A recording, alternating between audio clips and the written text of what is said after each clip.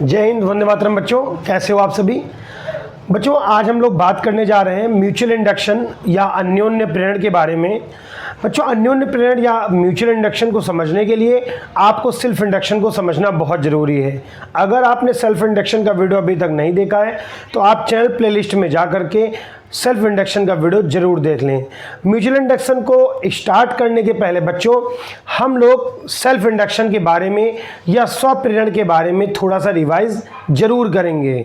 Video बच्चों till and तक अगर आप देखेंगे तो आपका कॉन्सेप्ट पूरी तरह से क्लियर हो जाएगा। सो बच्चों सेल्फ इंडक्शन क्या है, हम लोगों ने पीछे बात करी थी कि अगर हमारे पास एक कॉइल है, ये हमारे पास एक कॉइल है, इस कॉइल में अगर हम बहने वाले करंट को कांस्टेंट रखें तो हमें कोई चेंजेस देखने को नहीं मिलते हैं। लेकिन अगर आप इस करंट को वेरिएबल कर दें, मतलब इस वेरिएबल करंट का मतलब है कि इसकी वैल्यू को हम बार बार चेंज करते रहें, इंक्रीज या डिक्रीज कुछ भी कर सकते हैं, इससे फ़र्क नहीं पड़ता है। जब इस करंट की वैल्यू को हम इंक्रीज करेंगे बच्चों, पहला फिनोमिना हम बात करेंगे वेरिएबल आई में अगर हम करंट की वैल्यू को बच्चों क्या कर रहे हैं, इंक्रीज कर रहे हैं, तो इनके भीतर से होके जाने वाली मैग्नेटिक फील्ड लाइंस ये बच्चों यहाँ जाएंगी, इससे इस कॉइल के फ्लक्स में चेंज आएगा और फ्लक्स में चेंज की वजह से जब हम इसको वेरिएबल करेंगे मीन्स इंक्रीज करेंगे करंट को, तो मैग्नेटिक फ्लक्स जो होगा वो चेंज होगा। मैग्नेटिक फ्लक्स के चेंज होने से ईएमएफ चेंज होगा और ईएमएफ से एक करंट आएगा जिसको हम लोगों ने इंड्यूस्ड करंट कहा था। और बच्चों अगर आपको याद हो तो इंड्यूस्ड करंट के बारे में बात हुई थी कि इंड्यूस्ड करंट का अगर आप डायरेक्शन जानना चाहते हैं तो डायरेक्शन लेंज लॉ के अकॉर्डिंग होता है, जिसमें हमें ये बताया गया है कि जो आपका करंट जनरेट होगा जिसको हम बोलते हैं इंड्यूस्ड करंट, उसका डायरेक्शन ऐसा होगा कि वो उस रीजन को ही अपोज करेगी जिससे वो खुद जनरेट हुई है। देख रहे हैं यहाँ पर करंट इंक्रीज करने से इंड्यूस्ड करंट आया है, तो ये करंट को क्या करना चाहेगी, डिक्रीज करना चाहेगी। दैट मीन्स अगर करंट इस तरफ को बह रहा है तो इंड्यूस्ड करंट अपोजिट डायरेक्शन में होगा। मैं इसको इंड्यूस्ड करंट आईसी लिख दे रहा हूँ और ये आई करंट है जो हम लोगों ने इस सर्किट को प्रोवाइड कराया है। इन केस दैट आप करंट को डिक्रीज कर दें, इस वैल्यू को इंक्रीज करने के बजाय बच्चों क्या कर दें, डिक्रीज कर दें इस आई की वैल्यू को, तब भी आपका इंड्यूस्ड करंट आता है। लेकिन अब इंड्यूस्ड करंट क्या चाहेगा कि हम किस वजह से जनरेट हुए हैं, हम जनरेट हुए हैं क्योंकि करंट को डिक्रीज किया गया है। तो जब करंट के डिक्रीज करने से आई आएगा आपका आईसी, तो वो इसको इंक्रीज करना चाहेगा। अब इन दोनों केसेस को जरा बच्चों ध्यान से देखिए। अगर इंड्यूस्ड करंट की वैल्यू को इंक्रीज करने की वजह से आया है तो वो करंट की वैल्यू को डिक्रीज करना चाहेगा, और अगर करंट की वैल्यू को डिक्रीज करने की वजह से आया है तो वो करंट की वैल्यू को क्या करना चाहेगा, इंक्रीज करना चाहेगा। टोटली हम क्या कह सकते हैं कि इंड्यूस्ड करंट का डायरेक्शन ऐसा होता है कि वो उस रीजन का ही अपोज करता है, विरोध करता है जिससे वो खुद आया है। इस फिनोमिना को हम लोग बच्चों बोलते हैं सेल्फ इंडक्शन, और हम लोगों ने वहां बात की थी कोफिशिएंट ऑफ सेल्फ इंडक्शन के बारे में। और सेल्फ इंडक्शन का फॉर्मूला अगर बच्चों को याद हो तो -E/dI/dt निकाला गया था। ये फॉर्मूला हम लोगों ने निकाला था जिसमें हम लोगों ने di/dt की वैल्यू को 1 रख के डिफिनीशन भी जनरेट करी थी। अगर आपने वो वीडियो नहीं देखा है तो उसको ज़रूर देख लें, जिससे आज का कॉन्सेप्ट आपको पूरी तरह से क्लियर हो जाए। सो बच्चों आज क्या होने वाला है, आज एक कॉइल नहीं होने वाली है, आज हमारे पास 2 कॉइल हैं। बच्चों इसको देखिएगा, ये हमारी पहली कॉइल है। इस पहली कॉइल को हम क्या करेंगे बच्चों, एक बैटरी से जोड़ देंगे और एक की लगा देंगे। इसके बगल में एक और कॉइल रखी जाएगी। यहां ध्यान देने वाली बात यह है, कि जो कॉइल करंट को कैरी करेगी मीन्स जिस पे बैटरी लगी होगी उसको हम लोग क्या बोलेंगे बच्चों, प्राइमरी कॉइल बोलेंगे। और जिस पर ये बैटरी नहीं लगी है उसको हम लोग क्या बोलेंगे बच्चों, सेकेंडरी कॉइल बोलेंगे। अब बच्चों होता क्या है, ऑब्जर्व ये किया गया कि जब इस स्विच को क्लोज किया जाता है, मीन्स इसको जोड़ दिया जाता है और इसमें करंट बहना स्टार्ट हो जाता है, इस पूरे कॉइल में करंट बहना स्टार्ट हो जाता है, तो ये देखा गया कि सेकेंडरी में भी गैल्वेनोमीटर जो यहाँ लगा हुआ है, ये गैल्वेनोमीटर करंट को सिंबलाइज करेगा कि करंट फ्लो हुआ कि नहीं। तो जैसे ही हम लोग की को पुश करते हैं, बंद करते हैं, क्लोज करते हैं और इसमें पूरे में करंट फ्लो होता है, वैसे ही हम देखते हैं कि दूसरी वाली जो हमारी कॉइल है उसमें हमको फ्लक्चुएशन देखने को इस गैल्वेनोमीटर में मिलता है। ऐसा किस वजह से हुआ बच्चों? ऐसा इस वजह से हुआ कि जब इस वाली कॉइल में करंट को फ्लो कराया गया, तो जब किसी करंट कैरिंग कंडक्टर में हम लोग करंट फ्लो कराते हैं तो उसके चारों तरफ मैग्नेटिक फील्ड जनरेट हो जाता है। ये चीज़ हमें ऑर्स्टेड ने अपने प्रैक्टिकल में बताई थी और फिर हमें बायो-सावर्ट के रूल से पता चला कि वो बी की value μ0/4 I delta L sine theta upon R square होता है। पीछे के भी हम लोगों ने वीडियो लेक्चर्स में देखा कि जो मैग्नेटिक फील्ड होता है वो किस फॉर्म में होता है बच्चों? मैग्नेटिक फील्ड लाइंस के फॉर्म में होता है। सो गाइज यहाँ से मैग्नेटिक फील्ड लाइन निकलेंगी और ये मैग्नेटिक फील्ड लाइन दूसरी कॉइल में से होके जाएंगी। ये आप देख रहे हैं बच्चों, ये मैग्नेटिक फील्ड लाइन सेकंड वाली कॉइल को इस तरह से रखा जाता है बच्चों कि इससे निकलने वाली, प्राइमरी से निकलने वाली मैग्नेटिक फील्ड लाइन दूसरी में जा सके। अगर आप इसको इसकी रेंज से बाहर रख देंगे तो कोई फिनोमेना आपको देखने को नहीं मिलेगा। इसके अलावा अगर आप वेरिएबल करंट नहीं ले रहे हैं, अगर आपका करंट फिक्स वैल्यू पर है, तो भी आपको फिनोमेना देखने को नहीं मिलेगा। जैसे ही बच्चों हम स्विच को क्लोज करते हैं, magnetic field line second coil में होकर चली जाती हैं। इससे इसमें क्या जनरेट हो जाता है बच्चों? इससे इसमें फ्लक्स जनरेट हो जाता है। फ्लक्स जनरेट हो जाता है चूंकि आपको पता है कि आपने जब इसको करंट जो स्टार्टिंग में था वो जीरो करंट था, इसमें करंट आपका क्या था? पहले जीरो था, तो यहाँ पर फाई भी आपका क्या था बच्चों? जीरो। फिर आपका करंट जो है वो एक सर्टेन वैल्यू तक पहुँच गया और इससे फाई की कुछ वैल्यू हमको मिल गई है।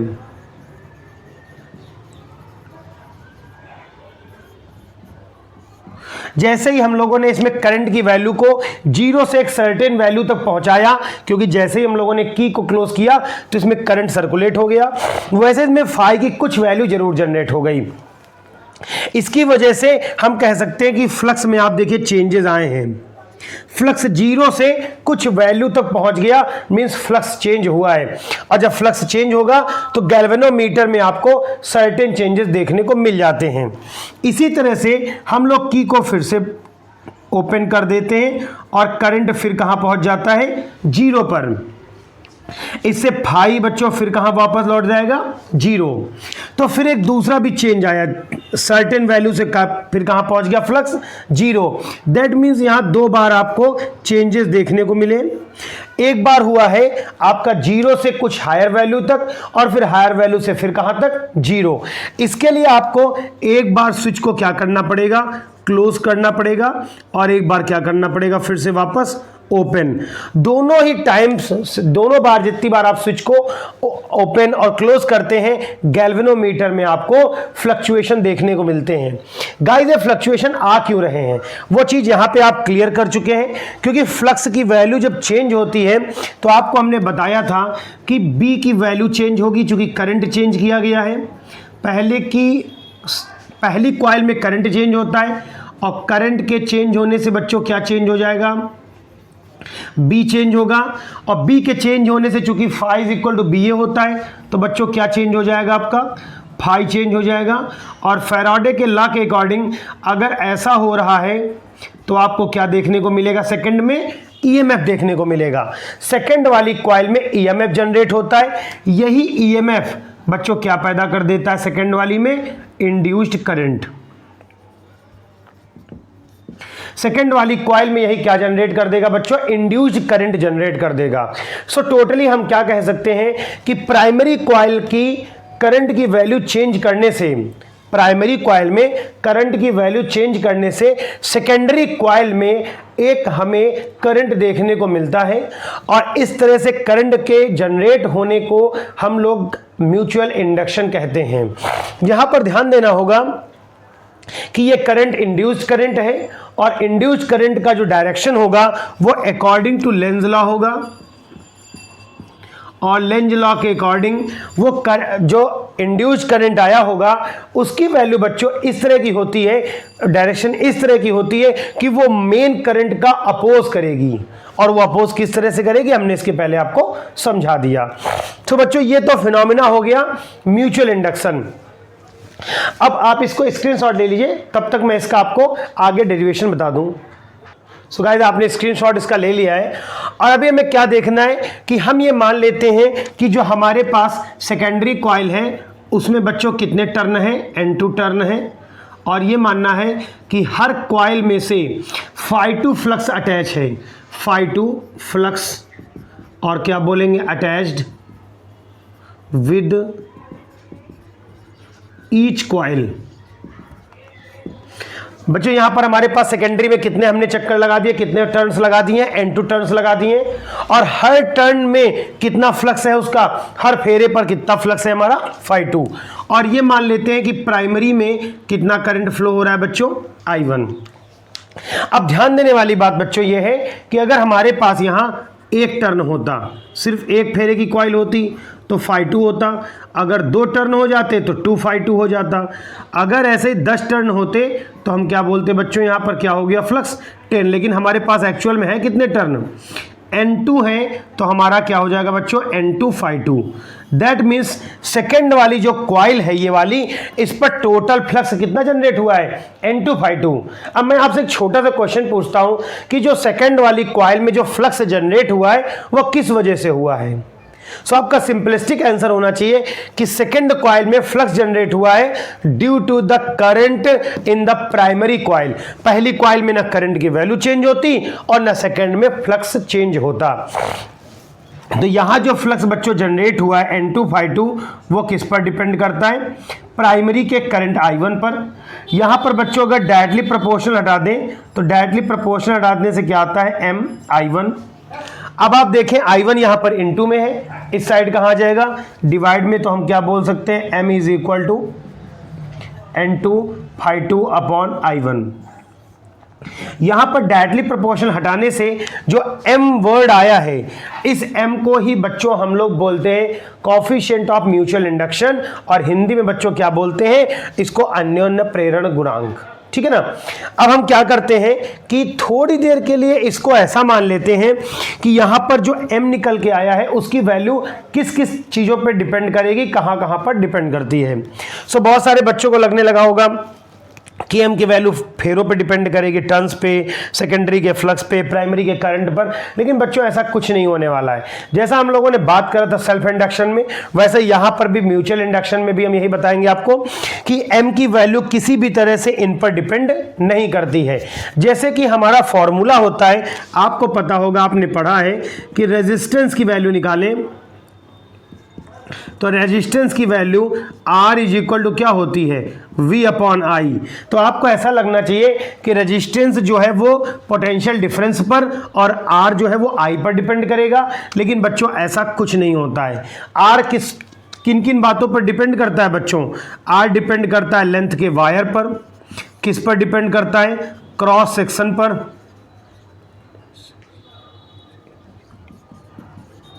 ऐसी चीजों पर हमारा आपका R डिपेंड करता है। वैसे ही म्यूचुअल इंडक्शन की अगर हम बात करें बच्चों, तो म्यूचुअल इंडक्शन भी किसी तरह से इन फैक्टर्स पर डिपेंड नहीं करता है, बल्कि म्यूचुअल इंडक्शन प्रॉपर्ली 3 बातों पर डिपेंड करता है।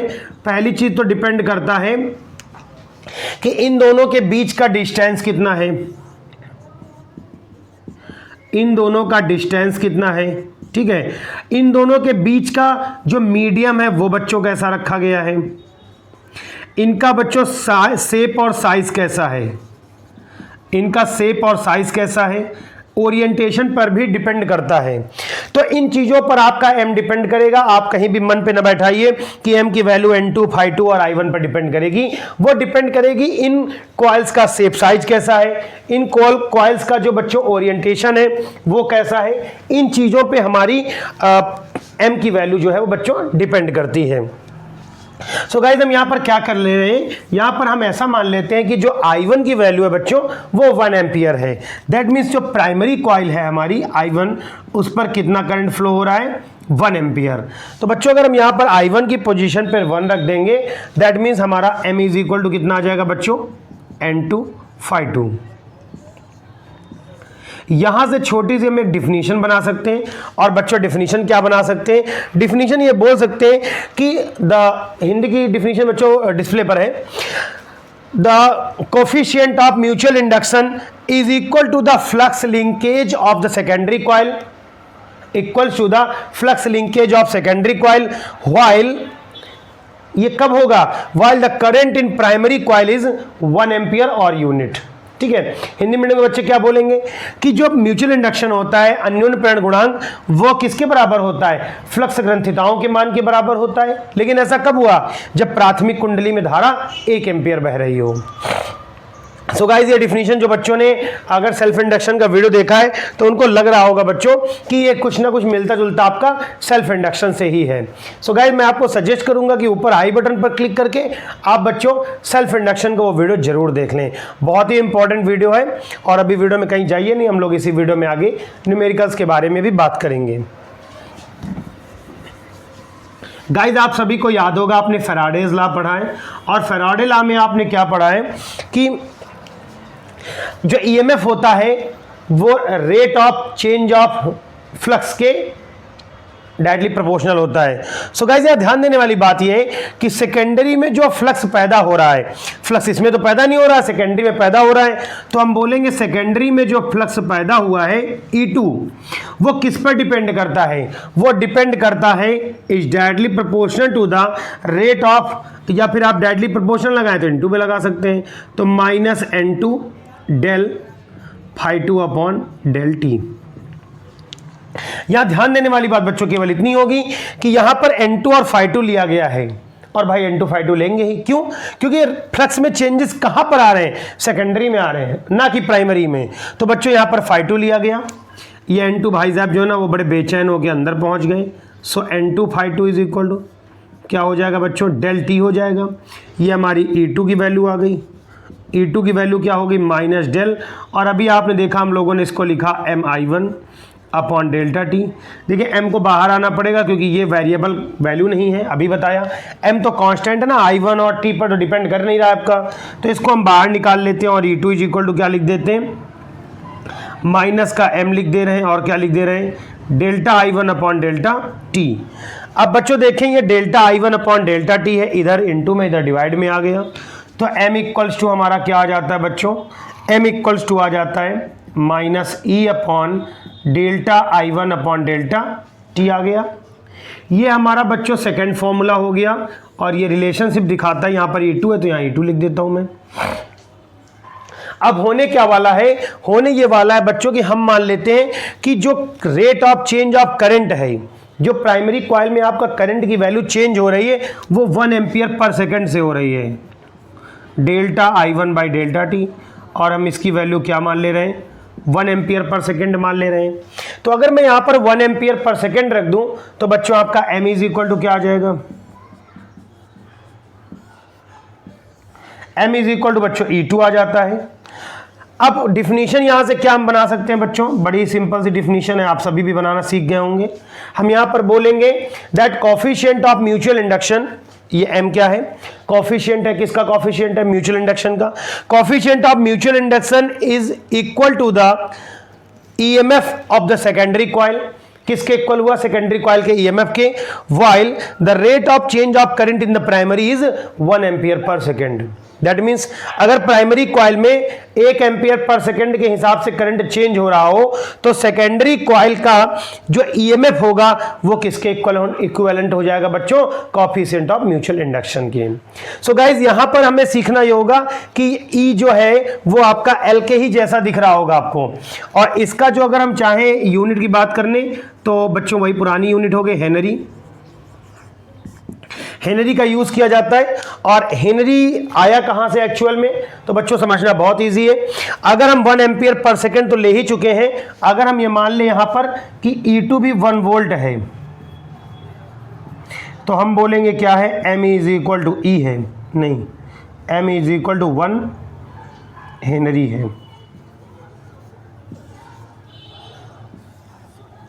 ठीक, हम कहेंगे अब यहां पर देखिए 1 हेनरी के डिफिनीशन हम बता सकते हैं आपको कि दैट 1 हेनरी क्या होता है। तो बच्चों अगर किसी कॉइल में प्राइमरी कॉइल में 1 एम्पियर पर सेकंड के रेट से करंट चेंज हो रहा हो और उसके चेंज होने से सेकेंडरी में कितना ईएमएफ जनरेट हो जाए, 1 वोल्ट का जनरेट हो जाए, तो हम कहेंगे कि जो कोएफिशिएंट ऑफ म्यूचुअल इंडक्शन है वो कितना होगा, 1 हेनरी होगा।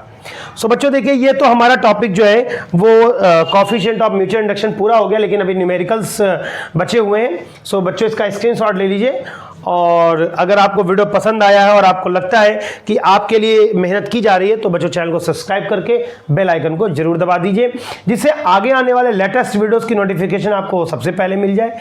वीडियो को पूरा देखिए, जल्दी बिल्कुल मत बचाइए। 15, 20, 25 मिनट के वीडियो में भी आप अगर जल्दी जल्दी करते हैं और छोड़ के भाग जाते हैं तो फिर आपका कॉन्सेप्ट अधूरा रह जाता है। सो गाइज आप पहली बात तो वीडियो को पूरा देखिए, टिल द एंड देखिए, और स्टेप में अगर आपको कोई भी प्रॉब्लम आ रही है तो कमेंट सेक्शन में जाके हमें जरूर बताइए। बच्चों स्क्रीनशॉट ले लीजिए इसका एक। सो बच्चों जादू हो चुका है, सारा बोर्ड साफ हो चुका है, और क्वेश्चन में प्राइमरी जो पहला क्वेश्चन है वो बच्चों ये है कि एक हमारे पास कॉइल है और उस कॉइल की जो प्राइमरी कॉइल है उसके कॉइल में 0.2